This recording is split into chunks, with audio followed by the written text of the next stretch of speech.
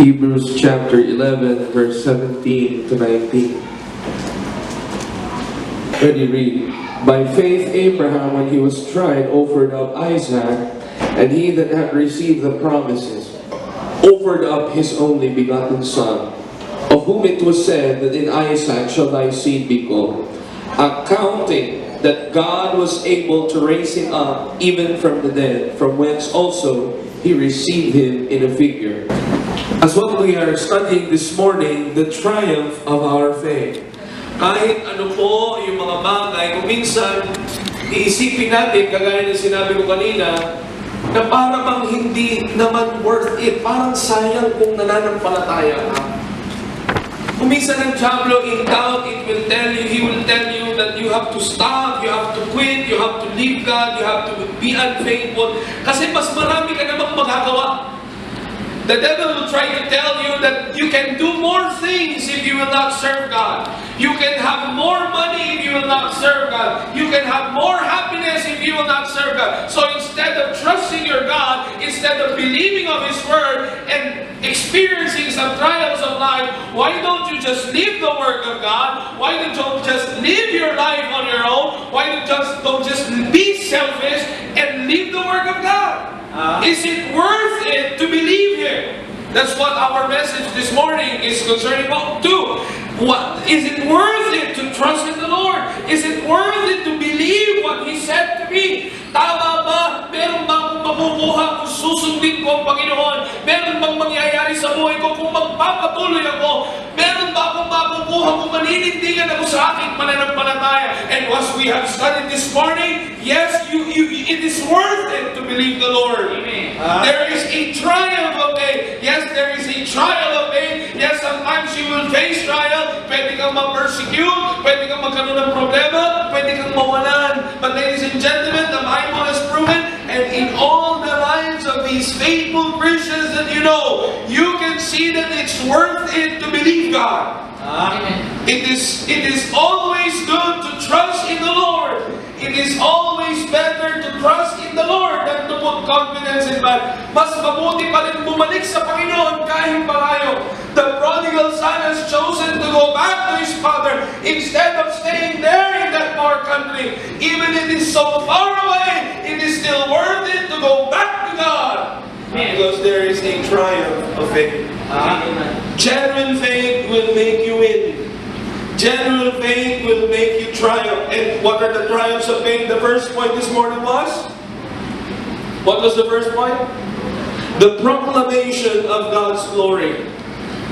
The people who trusted in their God, the people who remained faithful to the word of the Lord, these are the people who have been used by God to proclaim His glory.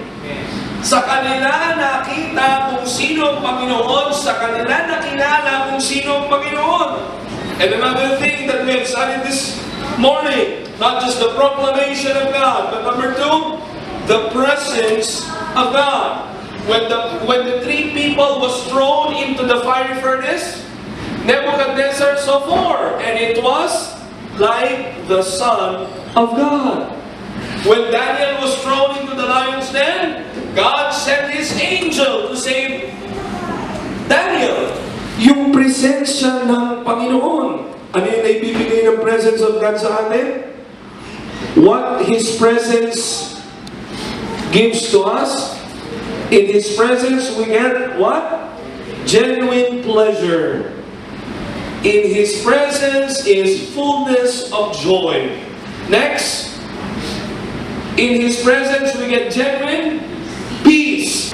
In the midst of the lions and fire and storm, God's people who believe Him can walk and can sleep in the midst of those.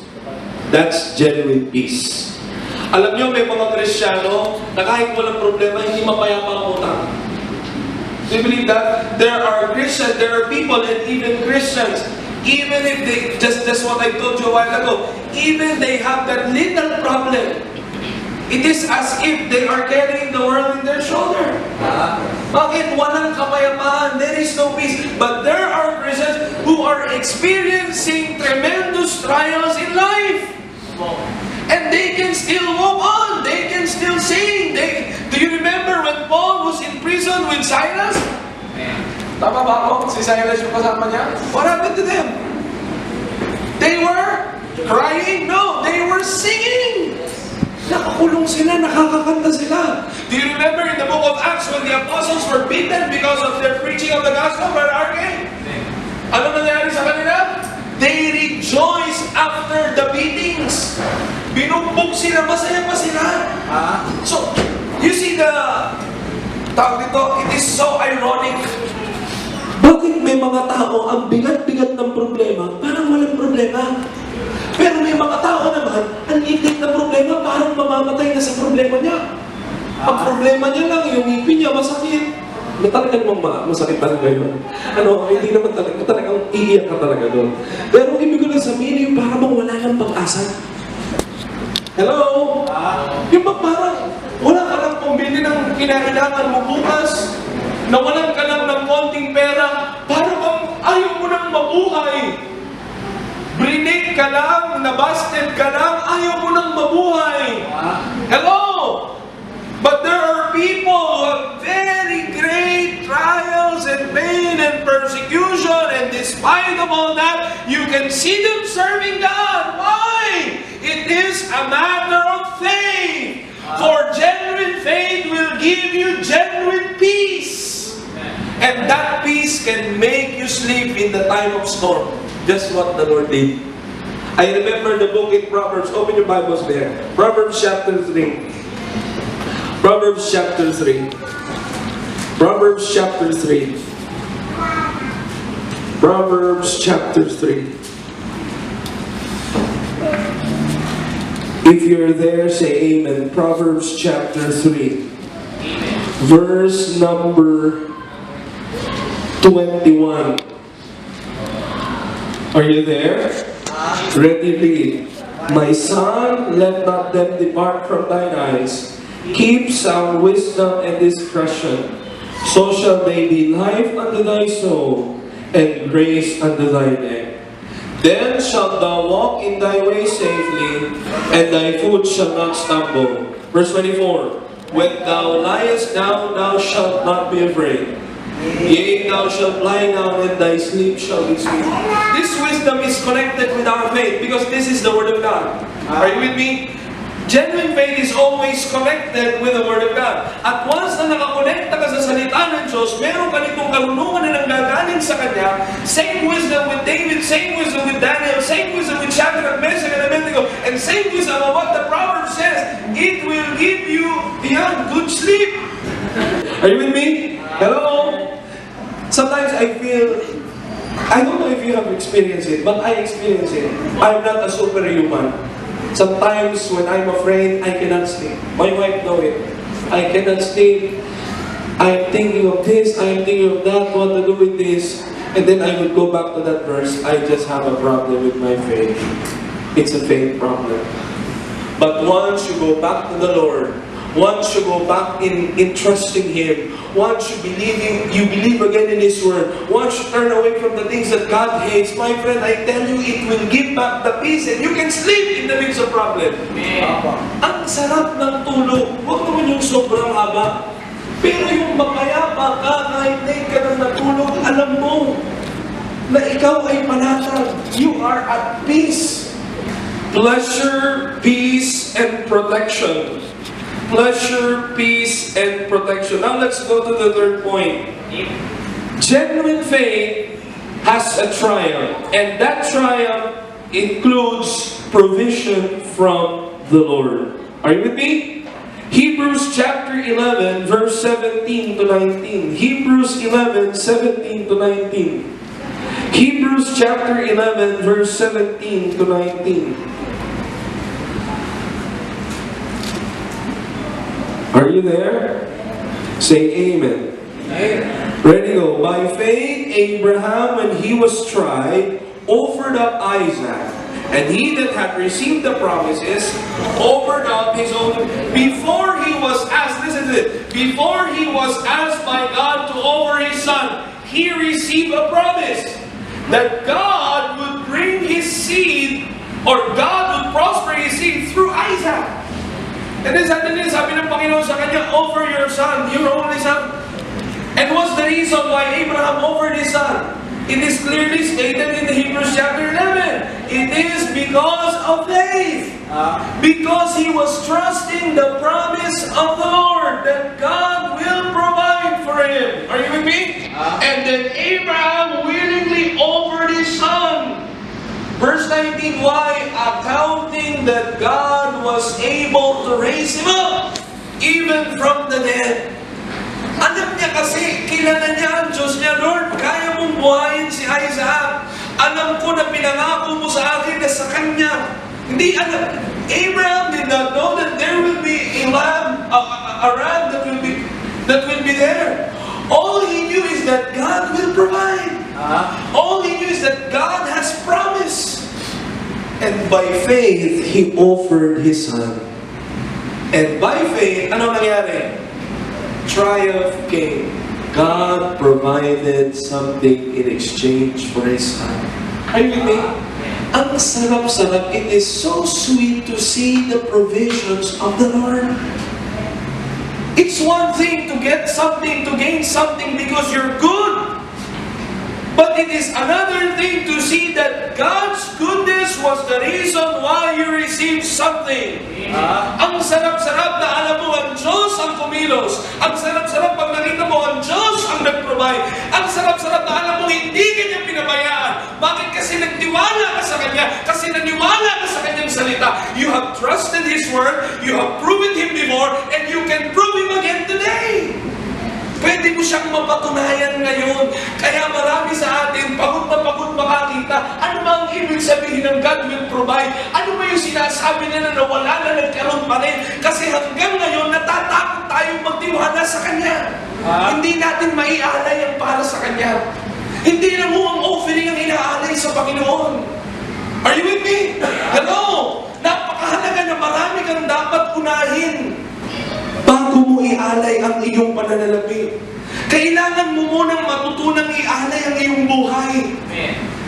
We really first have to know and to learn how to offer our time to God. Are you with me? Yung oras lang hindi natin maibigay sa Panginoon. Hindi tayo makapaniwala sa Kanya. Not forsaking the assembling of ourselves together, as the manner of some is, but exhorting one another, so much the more as we see the day approaching. It is a simple thing to read your Bible daily. But his delight is in the law of the Lord, and in His law that he meditates day and night. If you don't use the internet, it's okay. But if you're using it and you're not really reading your Bible, there is a faith problem. You cannot still believe that you need His Word day and night. You really need to know that God is talking to you. And you need to offer your time. You need to say, Lord, this is my time. I will set this time to talk to you, to speak to you, and so that you will speak to me. And I tell you, once you start to give time for God, unti-unti mo nang naibibigay sa Kanya ang prayer meeting. Unti-unti mo nang nabibigay sa Kanya ang Sunday worship. Unti-unti mo nang nabibigay sa Kanya ang panahon mo. Hanggang sa ibang mga bagay magiging madali na lang. And soon one day, it will be easier for you to offer to God anything that He requires you. And soon, amen, God will call you to serve Him. Amen. I tell you, you will just say, Lord, here is my life. Use me. And you know what will God do? God will surely provide. God will surely provide. You can see those men who surrendered their lives in the ministry. And God surely did provide. Naalala mo nung kami ang tinawag, wala akong alam. Ang alam ko yung sinabi niya na provide niya ang pangangailangan namin. When our friends from the States were called by the Lord, it's not too easy. But one thing is sure, they know that it is God who is telling them. Now, all of us, mga kapatid, meron tayong iba-ibang buhay. We have different lives that we have one God telling you to do something for Him. Lagi niyang sinasabi sa iyong iwanan mong isang bagay. Lagi siyang may sinasabi sa iyong gawin mong isang bagay. And all you have to do is to believe Him. Lord, I will trust you. It is for me.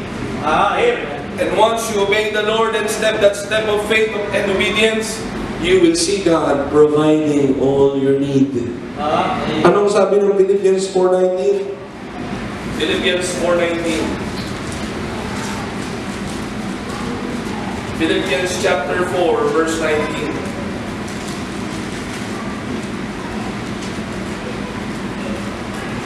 Philippians 4:19.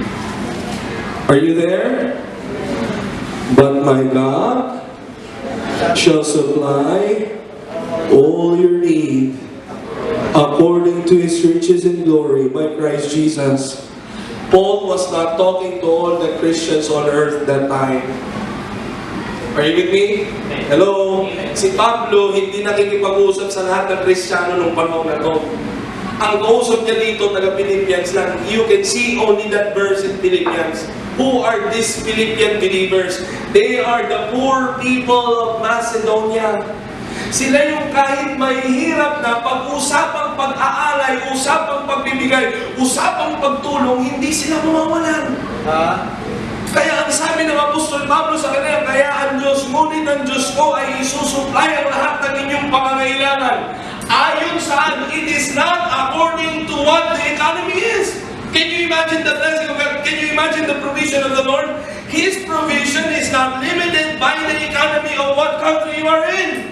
Even if you live in the poorest of the poorest countries, God can provide. Because He provides not according to the economy, He provides according to His riches in glory. Amen. Hello? Amen. Yung kaya, what God can do to you is not limited on the place you are. Hello?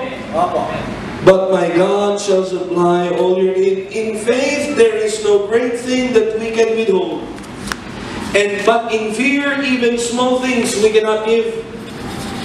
Kahit simpleng bagay lang, pag walang pananampalataya. I remember one time when we surrendered our life, ang sabi nung aking pastor, please have your hair cut. Si long hair po ako nun eh. Long hair ako. Pero may mga kabataan, buhok lang, hindi kaya ialay. Yung para lang magmukhang matino, alagaan niya yan hanggang bumaba. Bisyo lang, hindi niya kayang ialay. Mga maling pananamit lang, hindi natin kayang ialay. Are you with me? If God wants you to offer something, give it. Lord, ayaw mo na ito, hindi na tama itong pananamit na ito, ayaw ko na rin yan. Hello?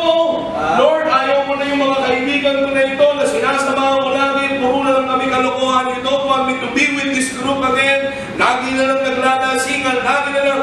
Minsan ayaw natin silang iwanan eh. Pero alam mo naman, gusto na ng Diyos iwanan mo. Even your relationship, Lord, ayaw mo to, unbeliever to, nag-aaral pa ako. Palagi ako tinatamaan sa preaching. Hello? You don't like this relationship with me? Eh, makulit ka pa rin. Hindi mo alam that God really can provide. But once you say, Lord, you don't want this, and I believe you, I will give it up for you. And soon you will find God providing what you need. Hello? So ano yung mga bagay na ayaw ng Diyos sa buhay mo? What are the things that God hates in your life? Can you do it by faith to live it? Hello? And what are the things that God wants you to offer? Can you do it by faith? Lord, I will offer this because I believe your word. I will do this. What if God is calling you? What if God is telling you to give your life? Hello? Eh, Pastor, baka wala naman kasi magugutom lang kami. Eh, baka mawalan kami ng ganito. No way! He can provide! He can provide! There are so many men who cannot commit their life in the ministry because of fear of food. God can provide! Hello? Kung minsan yun ang ating, natatakot tayong magtapat kasi mawawalan tayo ng pera, natatakot tayo magtapat kasi mawawalan tayo ng kaibigan, natatakot tayo magtapat kasi mawawalan tayo ng kinabukasan. Hindi ka pa nga nawawalan, hindi ka pa nga, wala pa nga nangyayari, masyado ka na natatakot. Bakit hindi ka humakbang sa pananampalataya? Why don't you step on that step of faith and say, Lord, I will trust you and I will obey you. And you will see the wonderful provision of the Lord. Hello? The provision of the Lord. Last but not the least, the triumph of faith. Number one, the proclamation of God's glory. Number 2, the presence of God. Number 3, the provisions of God. Number 4, the promotion and prosperity from the Lord. The promotion and prosperity from the Lord. Daniel chapter 3 verse 30. Hello, prosperity is not always making you rich in money. Okay? Hindi ho yun ang sinasabi ng Bible na prosperity. Daniel chapter 3 verse 30. Hindi rin naman ho pahirapan. Always be balanced. Hello, are you with me? Ang prosperity ng Panginoon, ang blessing ng Panginoon, hindi payamanan, hindi rin po pahirapan. Baka naman mag-isip naman yung iba sa atin, kaya ako, gutom na gutom ako, pinoprosper ako ng Panginoon by faith. Hindi po yun, ha? It is balanced. God will provide, but God can also promote and prosper those who trust Him by faith. Daniel 3:30. Daniel chapter 3, verse 30. If you're there, say amen. Ready, read. Then the king promoted Shadrach, Meshach, and Abednego in the province of Babylon. May mga tao, listen, employees. There are employees who are always afraid of their employer and would rather choose to obey man rather than God. At wala pa rin naman nangyayari. Pero may mga mananampalataya, there are faithful Christians who, once faith is tested, they would always choose the Lord than their employers. And they see God is blessing them. Sila pa yung na-promote. Yun po yung nangyari dito sa tatlo. Susunugin sila. They were about to be burned. But God changed the scenario because of their faith. They were even being promoted. Hello? Sometimes you want to excel in our work. God can. God can promote you. Nakakalungkot, mga kapatid, kagaya nung sinabi ko kanina sa first point, the proclamation of God's glory. The only way that our co-workers, our company, and even our employer to see the good God, the great power of God, is through your faith. Hello? Sa iyo siya makakakita ng tunay na Diyos. Ang problema, masyado tayong takot. Pag-usapan na ng Panginoon, silent ka sa trabaho mo. Pag-usapan na ng kaligtasan, silent ka sa school mo. You cannot even mention your God in your school. You cannot even mention your God in your loved one. You cannot even mention God in your work. Tapos ngayon, gutom na gutom ka sa promotion, gusto mong iangat ka ng Panginoon, eh paano kung iangat? Eh siya hindi mo maiangat. But in this passage, in that time of trial, parang sila ba yung babagsak? They were supposed to be, hindi nga lang mababa sa pwesto, papatayin sila. They were about to be killed. But instead of being killed, they were promoted. Hello? Sa mga nagtatrabaho po, sana maisip po natin ito. Hindi lang naman po ito, may mga members naman po dito na kayang magpatotoo. Meron naman po mga istorya na mga man, there are sure living testimonies. And of course, including the verses of the Bible that proves to you that if you would only prioritize God in your life, if you would truly trust Him and live by faith, He can even promote you in your work. Kaya kanyang iangat, kaya kanyang itaas, kaya mong mag-excel. Nakakalungkot, maraming mananampalataya, sila pa yung ayaw mag-excel kasi may problema sa pananampalataya. Hello? Hello, Christians? Daniel 6:28. Daniel 6:28. Daniel chapter 6, verse 28. If you're there, say amen. Amen. Ready, go. So this Daniel prospered in the reign of Darius and in the reign of Cyrus the Persian. Promotion and prosperity will always be fulfilling when it comes from God. It will never make you proud of yourself. It will lead you to a higher level of faith. Hello? It will lead you to a higher level of faith. Ang pangit yung umangat ka kasi ang galing mo. Yayabang ka. You will be proud of yourself. Hindi naman, at huwag mong isipin aangat ka kung ayaw mong galingan. Ang ibig ko lang kong sabihin, ang sarap-sarap na alam mong nanindigan ka, you did not compromise your faith. you believe in your God, you trusted in the Lord, naging magaling kang tagapaglingkod sa trabaho mo, naging magaling kang estudyante sa pag-aaral mo, you become a good father to your family, you become a good employee to your employer, you become a good student to your school, but you know that you did not compromise your faith. And you will see God is working, and God is prospering, and God is providing, and God is protecting. Huwag lang laging doon tayo sa prosperity nakatingin. Always do not forget that before this happens, they were about to be thrown to the lion's den. They were about to be thrown to the fiery furnace. Bago ko na, ay di, pagpapalain naman ako. Pero teka, sana naisip natin, sila rin yung mga taong itatapong sana sa leon. Sila rin yung mga taong susunugin sana sa apoy. Kaya lang, nanindigan sila sa kanilang pananampalataya. Hello? Sila yung handa na. Do you remember the words of Shadrach, Meshach, and Abednego? Mahal na hari, our God can save us from that fiery furnace. But if not, we will not bow down. Yun yung pananampalataya. Sir, ma'am, kaya po kaming pagpalain ng Panginoon, pero kahit hindi, magpapatuloy pa rin po kami. Yun po yung pananampalataya. Na kahit may pagsubok, kahit may trial, naninindigan kayo sa tama. So, I hope, pagkakutan, nakakapagod. Paniwala ko kayo, nakakapagod ang buhay ng mananampalataya, walang paninindigan sa pananampalataya. You are just wasting all the days of your life. Why don't you change and start to live by faith right now? Diba? Why don't you start your life today living by faith? Because faith can give you promotion and provision and prosperity from the Lord. You will fail sometimes, but you will not live in failures. Hello? You will fail, you can fail, but you will not live in failures. Because genuine faith will give you prosperity. Yung mga nilalakad mo, yung ginagawa mo, umaayon.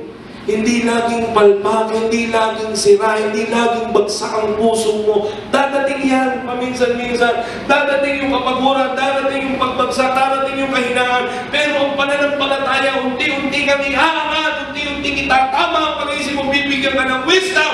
At magugulat ka ang Panginoon kumikilos at kaya-kaya pati ang buhay mo. Hello? That's the triumph of faith. Brethren, it is worth it to trust in the Lord. You have experienced, listen to this before we end. You have experienced many times how you fail because you don't have that faith. Sino ba magsasabi natin, Pastor, I have experienced all the time that my faith triumphs. Ang daming beses ko nang naranasan, hindi. Most of the time, we are living without faith. Most of the time, we are living unfaithfully to God. And sino magsasabi na, because of that unfaithfulness, I enjoyed my Christian life. Wala naman eh. Meron po bang ganon? Antayin nyo lang kung hindi nyo ba nararamdaman, it will fail you.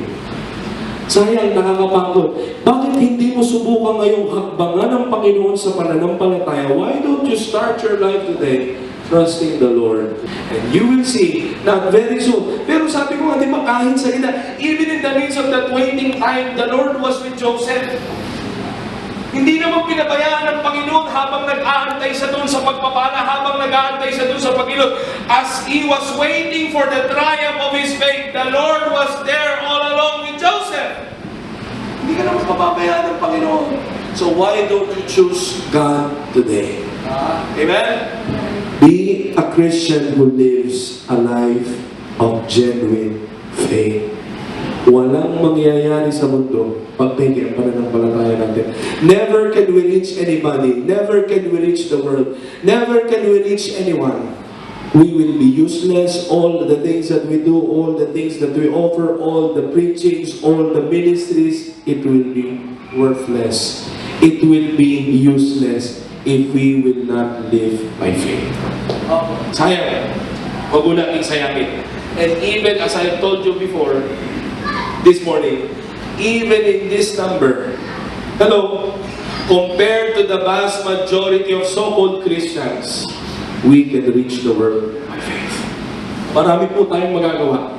Kailangan lang ng totoong pananampalataya. Tumayo po tayo lahat.